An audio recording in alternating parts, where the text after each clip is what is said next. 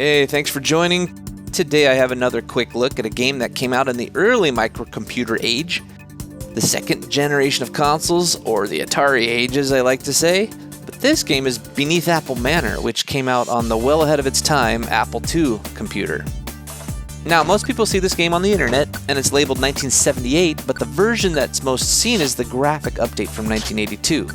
Or they'll even see the DOS or Atari 8-bit games.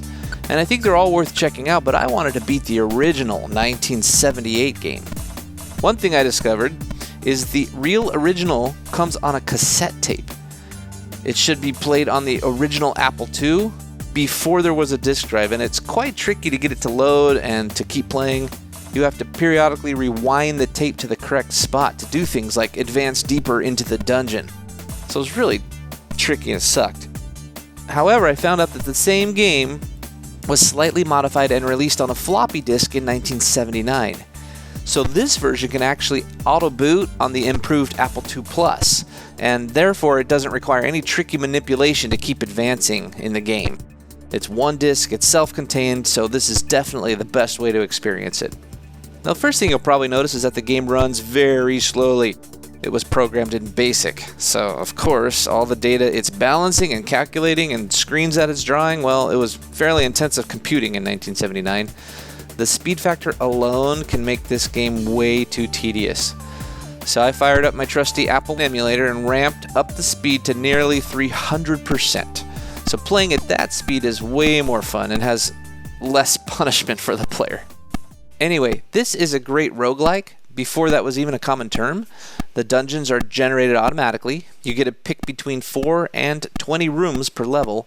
And the overall quest is to plunge each dungeon level, find gold, fight monsters, get stronger. The game actually gives you experience for gold taken from chests, and that experience is then traded in for boosting your stats. So, not traditional, but it works and it's pretty fun.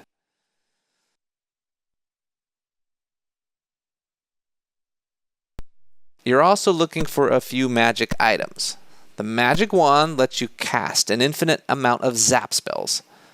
There's another magic wand that lets you open all the doors. Oh, thank goodness, because I hate that bashing feature.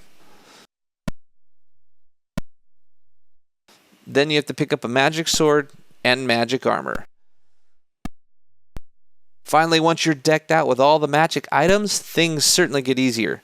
The gold you're starting to amount can actually be used to scan your stats. It's basically like a pay-to-save system. You can then be reincarnated with a slight reduction in your stats from the place you were scanned.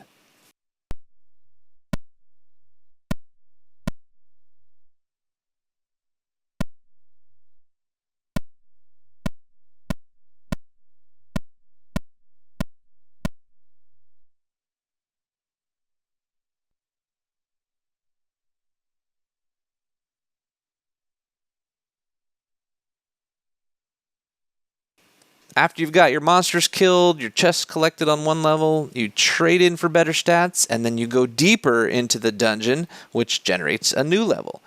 Each level generated seems to be based on your current stats, so putting in harder and harder monsters to match your growing stats. The manual states the ultimate goal is collecting the priceless, one-of-a-kind golden apple. Well, I'd been delving for a few hours, my stats were getting quite beefy, and I was even dispatching some of the most fearsome dragons, so I started to get worried. I've never seen anybody actually beat this version of the game. Would the stat building just go on forever? I have to say luck was with me. A level or two after the worries started to build, I came across a chest that had the famed golden apple. I grabbed it proudly, and it was indeed the real, genuine item. Yep, look. You can even type commands into your golden apple and list the basic program.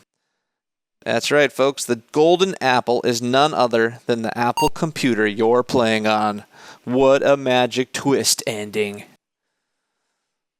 So, I hope you enjoyed this look into the real 1978 version of Beneath Apple Manor. I proved you can beat it. Well, at least with the sped-up emulator and some dogged determination. Good luck out there. Retro Master Beater. Later.